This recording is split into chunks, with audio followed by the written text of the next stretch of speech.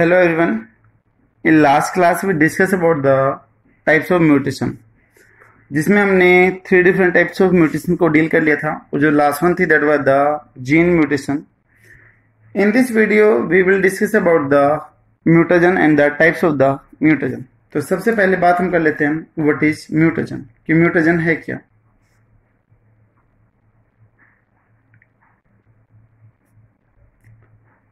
म्यूटा का mean that is mutation और जन का मीन क्रिएट करना, यानी कि वो सारे के सारे फैक्टर जो म्यूटेशन क्रिएट करते हैं they are collectively known as the mutagens. ठीक है, तो ऑल दोज फैक्टर्स जिसमें फिजिकल भी आ जाएगा एंड केमिकल भी आ जाएगा. तो all those factors which cause mutation are collectively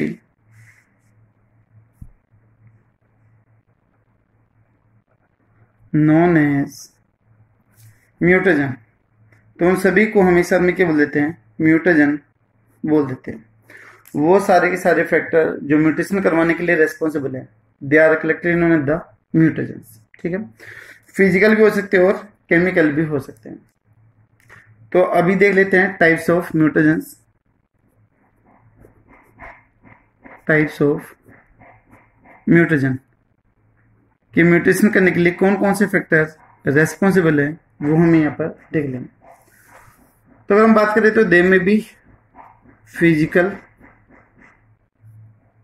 म्यूटेजन भी हो सकते हैं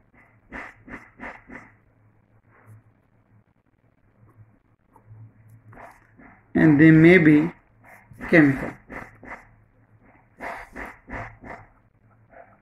केमिकल भी हो सकते हैं. तो दो टाइप के हो सकते हैं. ठीक है, तो अगर हम फिजिकल म्यूटेशन में बात करें तो मेनली यहाँ पर आती है रेडिएशंस, जो हाई एनर्जी रेडिएशंस हैं like X-ray, UV, gamma, they can cause the mutation. ठीक है, तो हाई एनर्जी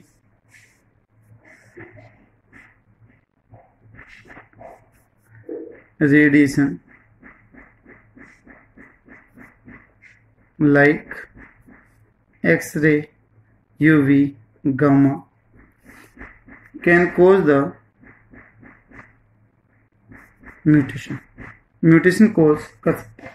ठीक है, एक साइंटिस्ट थे मूलर, जिन्होंने एक्सरे रेडिएशन की सहायता से उन्होंने एक्सरे रेज का यूज किया और किस पे काम किया, ड्रोसोफिला के ऊपर काम किया. ड्रोसोफिला में म्यूटेशन करवा के दिखाई by the help of the X ray radiation. ठीक है, ऑन ड्रोसोफिला मूलर ने एक्सरे रेडिएशन का यूज करके ड्रोसोफिला में म्यूटेशन क्रिएट करवाई. That's why Muller known as father of actinobiology. Muller known as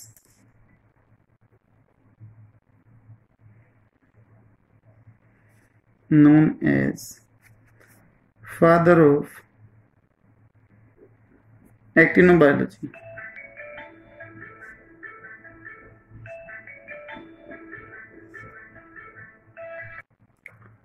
तो फादर ऑफ एक्टिनोबायोलॉजी किसको बोला गया है, मूलर जी को बोला गया है.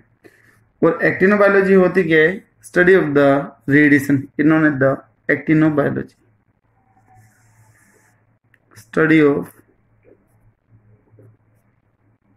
Radiation, that is known as एक्टिनोबायोलॉजी.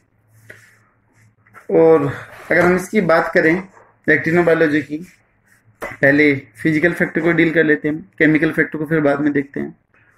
तो फिजिकल फैक्टर में दो नाम आते हैं, the one is the ionising radiation and the second one is the non ionising radiation. यानी कि जो रेडिएशन है वो दो तरीके हो सकती है, 2 टाइप्स की हो सकती है. कौन कौन सी है, first one is the ionising radiation and the second one is the non ionizing ये दो टाइप के, ठीक है। जिससे नेम रिप्रेजेंट करने लग रहा है अपने आप ही, आयोनाइजिंग, वो रेडिएशन जो आयंस की फॉर्मेशन कर दे तो उनको हम आयोनाइजिंग बोलेंगे। अगर आयन की फॉर्मेशन करेगी तो पहले सेल में क्या करना पड़ेगा, पेनिट्रेट करना पड़ेगा। तो पेनिट्रेशन के लिए जो उनकी एनर्जी है वो कैसे होनी चाहिए, हाई होनी चाहिए। तो they are high energy radiation, ठीक है, can penetrate inside the cell और बॉडी, जो सेल या बॉडी में क्या कर सके, एंटर कर सके, और वो भी डीपली एंटर कर सके। कैन मेक फ्री आयंस, वो फ्री आयंस की फॉर्मेशन करते, ठीक है। ये जो हैं they mainly cause the cancer और highly rate of mutation, cause cancer और हाई रेट म्यूटेशन। कैंसर भी कह सकते हो, म्यूटेशन होने के चांसेस भी क्या है इसमें ज्यादा होंगे। अगर एग्जांपल की बात करें इसमें कौन कौन सी एनर्जी वाली रेडिएशन आएगी, तो इसमें आ जाएगी एक्सरे रेडिएशन, जो काफी ज्यादा पावरफुल है। तो फ्रैक्चर होता है तो एक्सरे रेडिएशन का यूज करा जाता है, जो कंप्लीट बॉडी के अंदर से पास आउट हो सकती है, जहाँ पे सॉफ्ट ऑर्गन है उधर से, लेकिन जो बोन है जो हार्ड है उसमें से पेनिट्रेट नहीं हो पाती, तो हमें वहां पर बोन की इमेज इजिली क्लियर हो जाती है, ठीक है। तो एक्सरे रेडिएशन आ गई। गामा रेडिएशन, इसी तरीके से, अच्छा जो एक्सरे रेडिएशन है that is mainly use in animals for mutation. अगर एनिमल में म्यूटेशन करवानी है तो किस रेडिएशन का यूज करा जाएगा, एक्सरे रेडिएशन का यूज करा जाएगा। अगर प्लांट में म्यूटेशन करवानी है तो किस रेडिएशन का यूज होगा, गामा रेडिएशन का यूज होगा इन प्लांट्स, ठीक है। ये दोनों पॉइंट भी इंपॉर्टेंट हो जाएंगे। इसके अलावा कौन कौन सी रेडिएशन आ जाएगी, अल्फा एंड बीटा रेडिएशन, ये भी इसके अंदर आ जाएगी। इसकी जस्ट अपोजिट प्रॉपर्टी किसमें होगी, नॉन आयोनाइजिंग के अंदर होगी। ये कैसी थी, हाई एनर्जी की थी, तो ये कैसे आ जाएगी, लो एनर्जी रेडिएशन आ जाएगी। ये डीपली पेनिट्रेट कर रही थी तो ये स्किन के ऊपर ही रहेगी, वहीं पर ही एब्जॉर्ब हो जाएगी, डीपली पेनिट्रेट नहीं करेगी। Can not penetrate deeply penetrate नहीं करेंगे, ठीक है, इन ह्यूमन बॉडी या फिर स्किन, ठीक है। इसके अलावा क्या ये फ्री आयंस बनाएंगे, तो फ्री आयंस की फॉर्मेशन नहीं होगी, does not form free ions की फॉर्मेशन नहीं होगी, ठीक है। इससे जो कैंसर और जो म्यूटेशन होने के चांसेस है वो कैसे हैं, लेस है। तो लेस चांसेस ऑफ कैंसर और म्यूटेशन, ठीक है, लेस है। Mainly they make thymine dimer, thymine dimer क्या होता है कि तब थायमीन के साथ में बॉन्ड करने लग जाए, तो उस कंडीशन को हम बोलते हैं थायमीन डाइमर बोलते हैं। और ये थायमीन डाइमर बनाने के लिए जो एनर्जी रिस्पॉन्सिबल होगी या जो रेडिएशन रिस्पॉन्सिबल होगी that is the non ionising radiation responsible होगी, ठीक है। जो ये रेडिएशन है वो प्यूरिन के या फिर पायरिमिडिन के द्वारा एब्जॉर्ब होगी और उनको रिएक्टिव नेचर का बना देगी, ठीक है।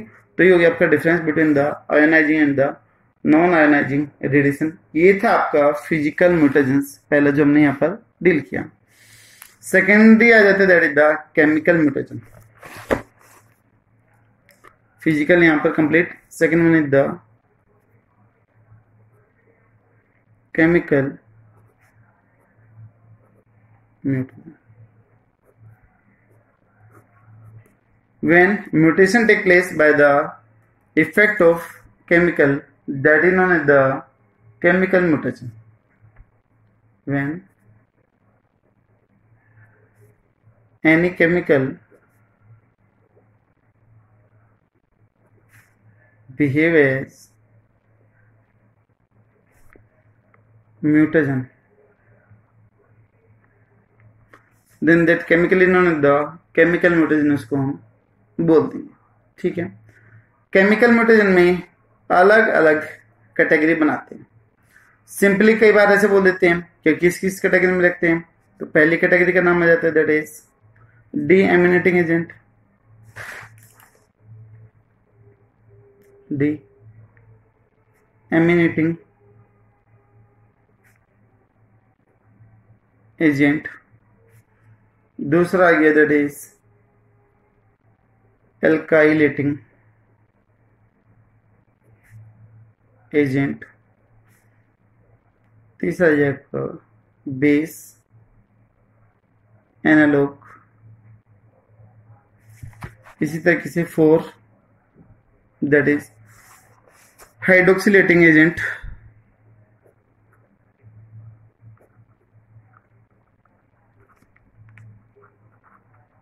Agent and the last one is the dice.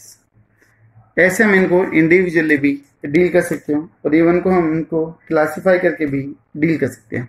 तो ये तो हो गया सिंपल जो हमने इधर टाइप देख लिया। नेक्स्ट पेज पे हम देखते हैं on the basis of the classification के किस तरीके से उनको क्लासिफाई करके डील करके। तो यहां पर हम डील करते हैं दैट इज केमिकल म्यूटेशन के क्लासिफिकेशन।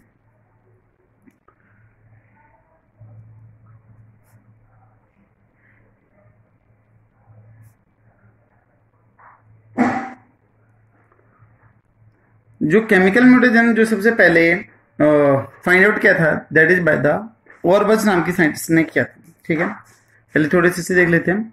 डिस्कवर्ड बाय ऑरबच ने किया था, डिस्कवर्ड बाय ऑरबच। तो इसको फादर ऑफ केमिकल म्यूटेशन बोलते हैं, known as father of chemical mutation इसको बोलते हैं। ठीक है, और जो केमिकल म्यूटेशन है they were use in the world war second. Chemical mutation were use in world war second. ठीक है, उसमें होता। तो ये बेसिक इंफॉर्मेशन है, दोनों इंपॉर्टेंट है। फादर बहुत बार पूछा गया है कि the father of the chemical mutation that is the Auerbach. ठीक है, अब इनका हम क्लासिफिकेशन देखते हैं कि किस किस तरीके से ये क्लासिफाई करते हैं, किस किस चीज को ये अफेक्ट करेंगे। उनके बेसिस पे इनके टाइप्स भी दे रखे हैं। पहला ग्रुप तो वो है जो दोनों रेप्लिकेटिंग और नॉन रेप्लिकेटिंग डीएनए के ऊपर अफेक्ट करते हैं। ठीक है, तो पहला mutagenic for both replicating and non replicating DNA फिर सेल। ठीक है, जो दोनों तरह की सेल पे अफेक्ट कर सके। जिसमें रेप्लिकेशन चल रही है वहां पर भी अफेक्ट कर सकता है और जहां पर रेप्लिकेशन नहीं चल रही वहां पर भी अफेक्ट कर सकता है। तो इस रेप्लिकेटिंग और नॉन रेप्लिकेटिंग की किस्म जो एग्जांपल आ जाएगा that is the nitrous acid. इसमें जो famous example I that is the nitrous acid. Second one है दैट इज वो म्यूटाजेनिक जो सिर्फ रेप्लिकेटिंग सेल के लिए म्यूटेशन क्रिएट करे, ठीक है। तो इसमें जाएगा mutagenic only for replicating cell. तो सिर्फ और सिर्फ रेप्लिकेटिंग सेल के केस में ही म्यूटेशन करे, दूसरी कैटेगरी वो बन गई। इसमें जो एग्जांपल आ जाएगा that is of the acridine die,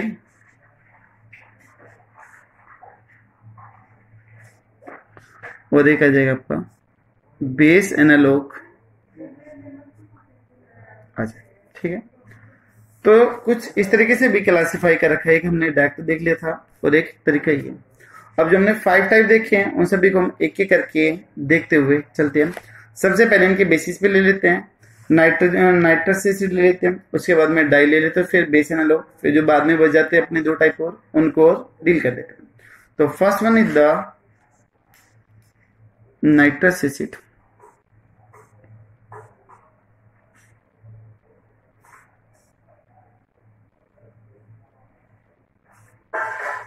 first one is the nitrous acid, ठीक है।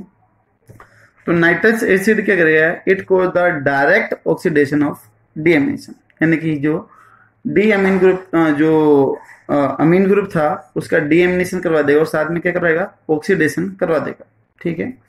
तो it cause direct oxidative deamination, oxidative oxidation होना और डीएमिनेशन अमीन ग्रुप का निकल जाना, तो दोनों के साथ में ऑक्सीडेटिव डीएमिनेशन बोलते हैं। ऑफ किस किस का होगा, that is A G and C, क्योंकि इन तीनों के अंदर कौन सा ग्रुप होता है, अमीनो ग्रुप होता है। ऑल 3 हैव अमीनो ग्रुप, तो इस वजह से इसमें डीएमिनेशन भी होगा। जैसे डीएमिनेशन होगा अमीन ग्रुप निकलेगा तो उसका नेचर, उसकी प्रॉपर्टी भी बदल जाएगी और इवन उसका जो बॉन्डिंग पैटर्न है वो भी बदल जाएगा। जैसे ए है एडेनिन, इसका अगर डीएमिनेशन हो गया, डीएमिनेशन अगर हो जाए तो ये किस में कन्वर्ट हो जाएगा, हाइपोजेंथिन में कन्वर्ट हो जाता है, कन्वर्ट इनटू द हाइपोजेंथिन। और एक किसके साथ पेयर करेगा, सी के साथ में पेयर करेगा। वैसे तो ए है, किसके साथ में पेयर करना चाहिए था, टी के साथ में, बट जैसे डीएमिनेशन हुआ तो हाइपोजेंथिन बन गया, उसका नेचर भी क्या हो गया, बदल गया। अभी बॉन्डिंग करने लग गया किसके साथ में, सी साइटोसिन के साथ में बॉन्डिंग करने लग गया, ठीक है। पेयर विद सी, ठीक है। इसी तरीके से अगर जी है, जी का अगर डीएमिनेशन हो गया तो इट कन्वर्ट इनटू द जैंथिन, किसमें कन्वर्ट हो जाएगा, जैंथिन में।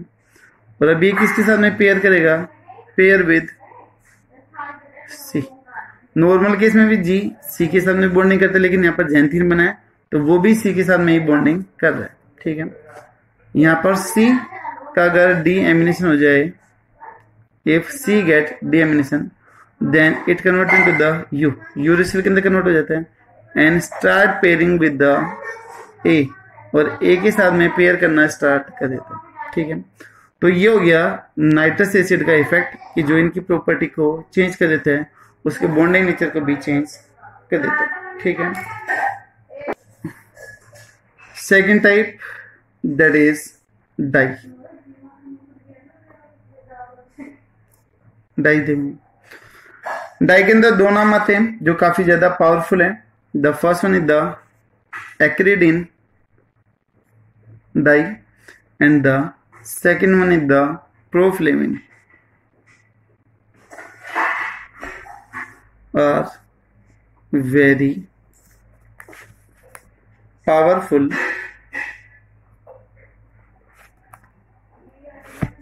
डाई जो किसकी तरह बिहेव करती हैं, म्यूटाजन की तरह बिहेव करती, ठीक है।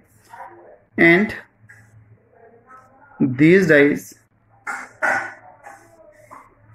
या फिर म्यूटाजन intercalate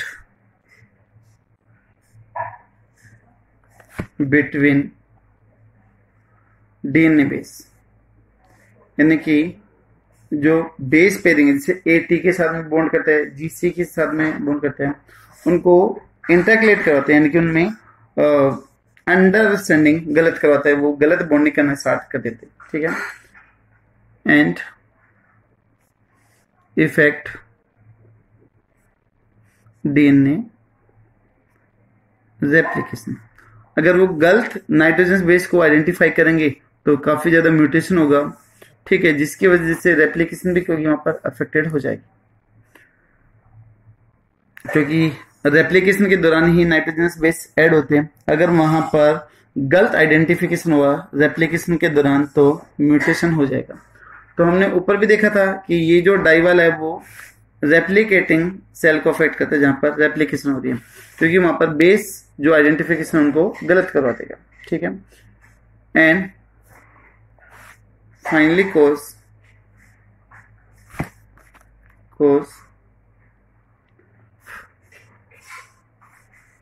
इंसर्सेशन का मीन ऐड करना एंड डिलीशन। अगर आइडेंटिफाई गलत हो रहा तो उधर नाइट्रोजन बेस ऐड भी हो सकता हो, रिमूव आउट भी हो सकता है, ठीक है। एंड कोज म्यूटेशन, और क्या हो जाएगा उधर म्यूटेशन हो जाएगा। एक डिजीज होती है दैट इज थैलेसेमिया डिजीज, वो भी इसी वजह से होता है। इसको हम डिटेल से पढ़ेंगे, इस डिजीज में क्या होता है, कौन कौन से फीचर है, इसके भी अलग अलग टाइप है, अल्फा थैलेसीमिया, बीटा थैलेसीमिया वगैरह, और गामा या फिर डेल्टा थैलेसीमिया, वो यहाँ पर हम डील करेंगे। Third one category that is the base analogue. Third one type is the base analog.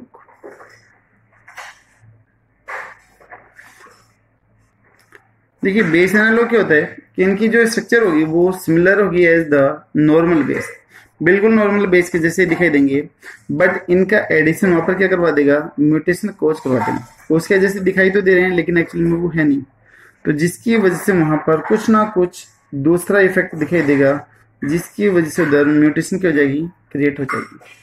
तो दे आर या फिर they have similar structure to normal base and get incorporated during DNA replication and cause mutation. देखिए डाइस तो क्या करवा रही थी कि बॉन्डिंग को गलत करवाई थी, जैसे ए टी के साथ में बॉन्ड करता है लेकिन गलती से आ गया सी के साथ में, जी सी के साथ में बॉन्ड करता है गलती से करवा दे किसके साथ में, टी के साथ में। तो ये काम तो किसका था, डाई का था। बट यहाँ पर कुछ ऐसी स्ट्रक्चर होंगी जो ओरिजिनल नाइट्रोजन बेस के जैसे दिखाई देती है, बट वो ओरिजिनली वो होती नहीं है। तो यहाँ पर हम कुछ एग्जांपल देख लेते हैं। तो एक तरफ है नेचुरल बेस एनालॉग और दूसरी तरफ है that is artificial base analogue. ये दो टाइप। इनमें एग्जांपल देखते हैं जो कंपटीशन एग्जाम के लिए जरूरी है। इसमें जाएगा 5 मिथाइल साइटोसिन, सिर्फ आपको नाम याद करना है, कुछ और याद नहीं करना। दूसरा एग्जांपल आ जाएगा that is 5 hydroxy methyl cytosine, 5 hydroxy methyl cytosine. और जो तीसरा नाम आ जाएगा that is 6 methyl purine, 6 methyl purine. ठीक है, ये तीनों कैसे हैं नेचुरल बेस हैं जो नेचर में अपने आप ही मिलते हैं। ठीक है, ये जो 5 इधर देखते हैं अभी आर्टिफिशियल में, पहला एग्जांपल आगे that is 5 bromo uracil. First one is the 5 bromo uracil. ठीक है, और दूसरा आगे दैट इज 2 अमीनोप्यूरिन। ये दोनों क्या हैं? आर्टिफिशियल बेस एनालॉग हैं and they are the most common base analogue. These are the most common base analogue. ठीक है, अब कौन सा बेस किसकी तरह ट्रीट करता है, किसकी तरह दिखाई देता है, वो चीज हमें यहाँ पर देखनी है। तो देखिए जो 5 ब्रोमो यूरेसिल है, 5 bromo uracil analogue to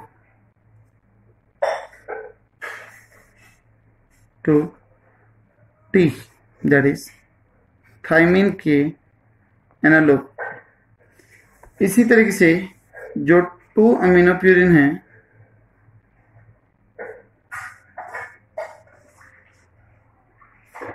that is analogue to A, वो ए के एनालॉग हो गया।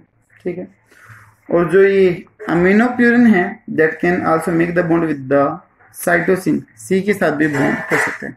तो मैं ऐसे कर देता हूँ। ठीक है, तो इन दोनों में से किसी के साथ भी ये बॉन्ड की फॉर्मेशन कर सकते हैं। तो ये तो हो गए दोनों आर्टिफिशियल। कुछ एक और एक्स्ट्रा एग्जांपल है, जैसे कि 5 bromo uracil, 5 iodo uracil and 5 fluoro uracil. They all three are the similar to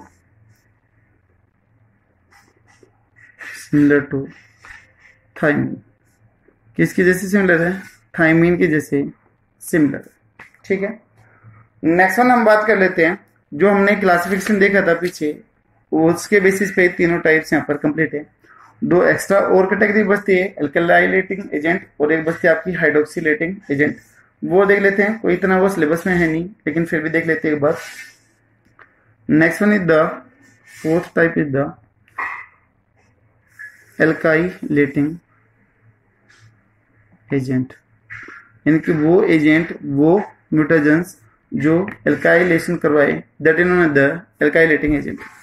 इसमें आ जाएगी आपकी एग्जांपल कोर्स एल्काइलेशन, जो आप केमिस्ट्री में डिटेल से पढ़ोगे, तो इसलिए कुछ नहीं बताऊंगा इधर एल्काइलेशन के बारे में। यहाँ पर सिर्फ मैं आपको एग्जांपल डील करवाता हूँ कि कौन कौन से है। सबसे पहला इसका जो फेमस है that is mustard gas. Mustard gas को ही वर्ल्ड वार सेकंड के अंदर यूज किया था किसने? आर्बस। ठीक है, तो मस्टर्ड गैस को यूज किया था एज ए म्यूटेजेंट। सामने वाली सेना के ऊपर मस्टर्ड गैस को स्प्रे किया गया था, जिसकी वजह से सांस लेने में प्रॉब्लम हुई, म्यूटेशन क्रिएट होने लगी और फाइनली उनकी डेथ होनी स्टार्ट हो गई। ठीक है, दूसरा एग्जांपल आ जाएगा DMS, that is dimethyl sulphate. Dimethyl sulphate. इसी तरीके से DES भी आएगा, दैट इज डाई इथाइल। ऊपर था मिथाइल, यहाँ पर आ जाएगा डाई इथाइल सल्फेट। ठीक है, ये एल्काइलेशन कराते हैं। अब एल्काइलेशन से होगा क्या कि जैसे Ga, ठीक है, ग्वेनिन है, प्यूरिन है, इसका जैसे ही एल्काइलेशन होगा it will convert into the EG, that is ethyl guanine. Ethyl guanine की फॉर्मेशन हो जाएगी एल्काइलेशन के बाद में। और ये कैसा है? अनस्टेबल नेचर का है। अब जो ये जी बना है वो कैसा हो गया? अनस्टेबल नेचर का हो गया। तो ये डीएनए से इजिली क्या हो जाएगा? लॉस हो जाएगा। Unstable, so loss from DNA से क्या हो जाएगा? इसका लॉस हो जाएगा। तो प्यूरिन निकल रहा है डीएनए से, that's why it is also known as, that's why also known as depurinism. Purination purine का ऐड होना, डीप्यूरिनेशन प्यूरिन का निकल जाना। Last one type that is fifth type mutation की, that is hydroxylating agent.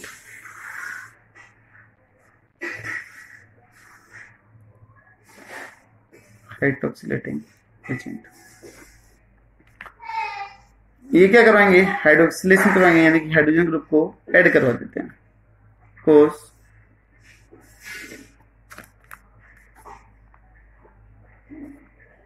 Hydroxylation, hydroxylation क्या है, addition of H, hydrogen का add होना। तो इससे होगा क्या कि जैसे मान लो C है, उसके केस में हाइड्रोजन ऐड हो गया, ये हो गया। अब इसका जो बॉन्डिंग नेचर है C का किसके साथ में होना चाहिए था, G के साथ में, बट अभी ये जो C है make the bond with the A के साथ में बॉन्ड करना स्टार्ट कर देते हैं। तो यहाँ पर C साइटोसिन का हाइड्रोक्सिलेशन हो गया, जिससे उसका केमिकल नेचर बदल गया और इसने बॉन्डिंग नेचर भी बदल गया। तो these are the all types of the mutation. ये कौन कौन से इफेक्ट होंगे म्यूटेशन करवाने के लिए वो हमने यहाँ पर देख लिया। ठीक है, आई होप शायद आपको सभी टाइप्स क्लियर होंगे। जो नेक्स्ट वीडियो है वो बहुत ज्यादा इंपॉर्टेंट रहने वाली है, that will be about the pair degree analysis, जो कंपटीशन एग्जाम के लिए बहुत जरूरी है। समझना उसका थोड़ा सा टिपिकल है बट इम्पोर्टेंट है। ठीक है, तो नेक्स्ट वीडियो में देखें about the pair degree analysis. Thank you so much.